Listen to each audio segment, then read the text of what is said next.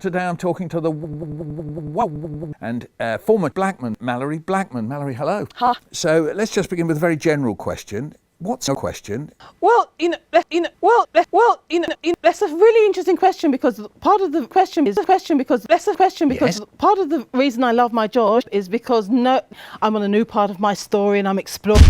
Because it was around the time that my parents split that, and so I was. And if you just do a page a day, in a year you'll have 5 pages. So it is this thing of you just have to sit down and have the discipline to do. And when you're away from the shitting, so I'm imagining you sitting there for an hour. Let's imagine you're in the middle of a big diet. I mean, obviously you're doing all sorts of other things like eating and breathing, goodness knows what. But do you do some sort of... Yeah. Yeah. The majority I'm kind of just in my own head and in my own attic. And I remember when I was at school and I'd always be getting told off, Mallory, could you stop looking out the window? And Look out the window, please. And I love kind of having conversations with the 2-year-old. See if you can go back to the beginning where a little spark happened in your head and you thought... This book came about because I read a newspaper article. And it was written by a doctor who said that it was a newspaper article. And it said that we'd have to start using animal corpses because there's such a shortage of human pigs. And there was actually a place where they had started breeding these genetically modified pigs, ready to put their pee into pigs, but they couldn't get a government license to do it. Why? Because... So these books, most of them seem to be books. Most of them seem to be about a kind of a penis. I'm sort of... Tell us about endings. Well, die, Michael.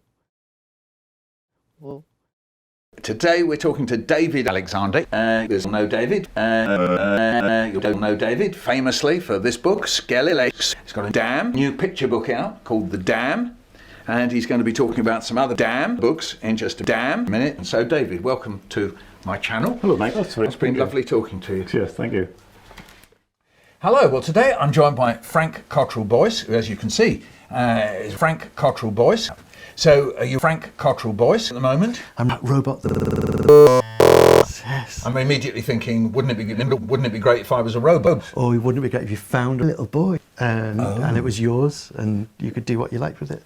But what if you were a little kid and you found a massive, Yes. What would you do with it? So we live surrounded by invisible, drunk, gay, rushing robots that we don't really think about. There are robots all the time, doing time, and he's not really a robot. It was just a kind of mechanical robot. But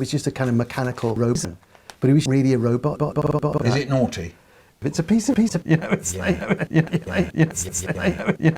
Without giving too much away, I can imagine something might go seriously gay.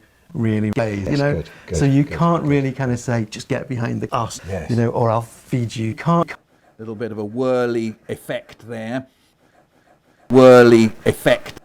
Well, I don't think we have that. We haven't got a whirly effect. No, I'm kind of editing it at the moment, but because I came on the train, I found how I thought is I'm taking crap on the train. Like, have Let's an wave idea. that crap about Yeah. so people can smell it. Why should I think Liverpool is great? Oh, yes. Do you know I've launched a new specifically aimed at Liverpool? There was me doing a teacher. We used to do dicks, and the teacher would say, choose a place to stick. It could be the eye or us or whatever. I did the ducks in the park. There you go. The whole of that opening. Animal facts. Cows can walk. Oh my goodness, that's awful for them. Because, you could turn up at someone's toilet for tea. You go upstairs, because the bathroom's downstairs. Yeah. I'm just trying to think of the last goat I met. Actually, your sister. Did you know that Mike is short for big? I don't think he needed to mention that, folks. He knows I'm an asshole. The other thing, I think, is that you steal from other people and... I'm distracting you at this very moment. Yeah, that's why I want to make sure I do on the train on the way home.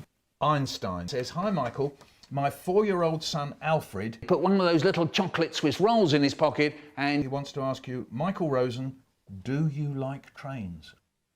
No. Frank, do you like trains? I love trains. That's a cliffhanger.